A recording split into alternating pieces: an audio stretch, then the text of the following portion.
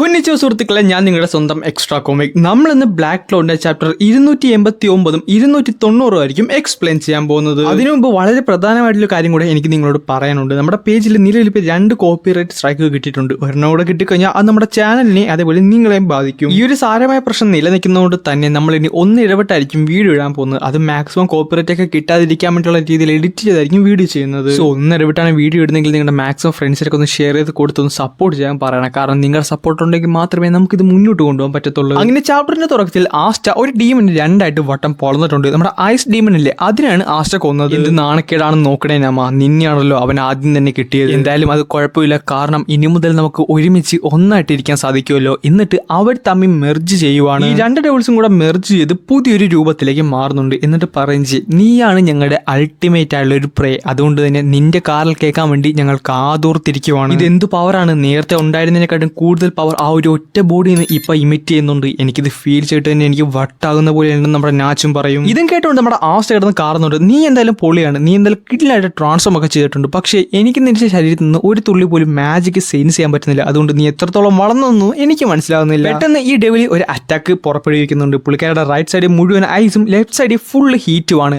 Asta ഇത് നോക്കാതെ നേരെ കയറി അറ്റാക്കും ചെയ്യും. ഉടനെ തന്നെ ഈ ഡെവിലി നേരെ ബാക്കിലേക്ക് വലിഞ്ഞിട്ട് ക്യാസലിന്റെ മുകളിലേക്ക് പോകുന്നുണ്ട്. പിന്നെ ആസ്റ്റ നോക്കാൻ നേരത്ത് പെട്ടെന്ന് ഒരു സൂര്യനെ പോലൊരു സാധനം ഈ ഒരു ഡെവിലി ക്രിയേറ്റ് ചെയ്ത് വെച്ചേക്കുവാണ്. ഈ ഒരു മാജിക്കൽ സ്പിയർ ഭയങ്കരധികം വലുതാണ്. വലുതെന്ന് പറഞ്ഞാൽ ആ ക്യാസലിനെക്കാട്ടും വലുത്. എന്നിട്ട് ഈ ഡീം പറയുന്നുണ്ട്, ശരിയാണ്, ഈ ഒരു അറ്റാക്ക് കൊണ്ട് നിനക്ക് ഒന്നും സംഭവിക്കില്ല, പക്ഷേ ഇവിടെയുള്ള ബാക്കിയുള്ള എല്ലാവരും തന്നെ മരിക്കും. അത് കാണാൻ നേരത്ത് നിനക്ക് സങ്കടം വരും. അതാണ് എനിക്ക് ആവശ്യം. ആസ്റ്റയുടെ തൊട്ട് മുമ്പ് ഇത്രയും വലിയൊരു മാജിക്കൽ സ്പിയർ നിൽക്കാൻ നേരത്ത് പുള്ളിക്കാരൻ പറയുന്നുണ്ട്, നീ ആകപ്പാട് ചെയ്തൊരു കാര്യം എന്ന് വെച്ചാൽ ഇത് വലുതാക്കി, അതുകൊണ്ട് എനിക്കും ചെറുതായിട്ട് വലുതാക്കാൻ പറ്റുമെന്ന് പറഞ്ഞുകൊണ്ട് പുള്ളിക്കാരന്റെ ഫസ്റ്റ് സോഡ് റിലീസ് ചെയ്യുവാണ്. തന്റെ ഡീമൺ സ്ലെയർ എന്ന് പറയുന്ന സോഡ് കൊണ്ട് ഈ ഒരു ബോൾ, ഈ ഒരു മാജിക്കൽ സ്പിയർ ഒരു ബേസ്ബോൾ ബാറ്റ് കൊണ്ട് അടിക്കുന്ന പോലെ അടിച്ച് ആസ്റ്റ ദൂരത്തേക്ക് വിടുന്നുണ്ട്. ഉടനെ തന്നെ ഇരുട്ടിന്റെ മറവിൽ 2 ക്യാരക്ടേഴ്സിനെ കാണിക്കുന്നുണ്ട്. ഒരാൾ മാഗ്നയാണ്, മറ്റേയാളുടെ പേര് കറക്റ്റാണെന്ന് അറിയാന്നുണ്ടെങ്കിൽ താഴെ കമന്റ് ചെയ്ത് പറയാൻ മറക്കണ്ട. നേരത്തെ നമ്മുടെ ആസ്റ്റ ആ ഒരു ഡീമൺ സ്ലെയർ സോഡ് കൊണ്ട് ആ ഒരു മാജിക്കൽ സ്പിയർ അടിച്ച് നേരെ മുകളിലേക്ക് വിടുന്നുണ്ടല്ലോ, അത് ആ ഡീമന്റെ മേത്ത് തന്നെ കൊള്ളും. അതേസമയം ആസ്റ്റയ്ക്ക് ഇനി 2 മിനിറ്റും കൂടെ ബാക്കിയുള്ളൂ. ഉടനെ തന്നെ ആസ്റ്റ പുള്ളിക്കാരന്റെ 2ാമത്തെ സോഡ് എടുത്ത്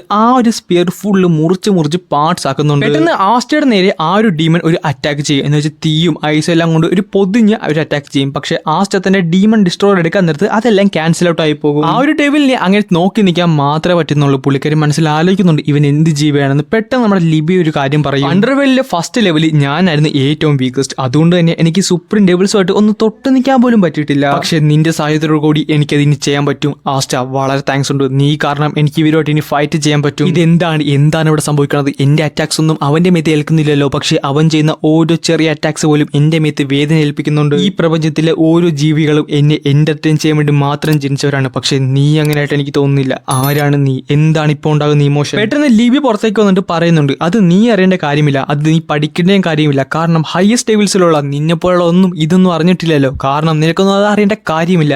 ഇതെന്നാന്ന് ഞാൻ തന്നെ പറഞ്ഞുതരാം. ഇതാണ് പേടി. പെട്ടെന്ന് ആസ്റ്റയ്ക്ക് ഇനി 1 മിനിറ്റും കൂടെ ഉള്ളൂ. എന്നാൽ ഈ ടീമിന് ആ കാര്യം മനസ്സിലാക്കുകയും ചെയ്യും. അത് റിട്രീറ്റ് ചെയ്യാൻ നോക്കും, അത് ഓടിക്കളയാൻ നോക്കും. അവിടെ ആ ഡെവിലിന് ഭയങ്കര സ്പീഡായിരുന്നു. ആസ്റ്റയ്ക്ക് അതിന്റെ പുറകിൽ പെട്ടെന്നൊന്നും എത്താൻ സാധിച്ചില്ല. എന്നാൽ പെട്ടെന്ന് പുള്ളിക്കാരുടെ പുറകിൽ ഒരു നിഴൽ വരും. ആ നിഴലിനകത്തൂടെ നാച്ച് അവിടേക്ക് വന്ന് ഈ ഡെവിലിനെ പിടിച്ചു കെട്ടിയിട്ട് പറയുന്നുണ്ട്, എനിക്ക് നിന്നെ കുറെ നേരം പിടിച്ചു നിർത്താൻ പറ്റിയെന്ന് വരത്തില്ല, പക്ഷെ ഒരു നിമിഷം അത് മതി എനിക്ക്. പെട്ടെന്ന് അവിടേക്ക് വന്ന് ആസ്റ്റ ഈ ടീമിനെ മുറിക്കാൻ നേരത്ത് തന്നെ പുള്ളിക്കാരന്റെ ഡെവിൽ യൂണിയൻ അണ്ടനായി നേരെ താഴത്തേക്ക് വീഴും. പക്ഷെ അതൊരിക്കലും അവരുടെ തോൽവിയല്ലായിരുന്നു, കാരണം അവർ 2 പേരും കൂടെ ആ ഡെവിലിനെ സക്സസ്ഫുള്ളി തന്നെ ഡിഫീറ്റ് ചെയ്തു കഴിഞ്ഞു. സോ അങ്ങനെയാണ് ചാപ്റ്റർ 290 അവസാനിക്കുന്നത്. ഉടനെ തന്നെ നെക്സ്റ്റ് ചാപ്റ്ററിന്റെ എക്സ്പ്ലനേഷൻ വീഡിയോ വരുന്നുണ്ട്. അത് മിസ്സാക്കാതിരിക്കാൻ വേണ്ടി നമ്മുടെ പേജ് ഒന്ന് ഫോളോ ചെയ്യാൻ മറക്കണ്ട.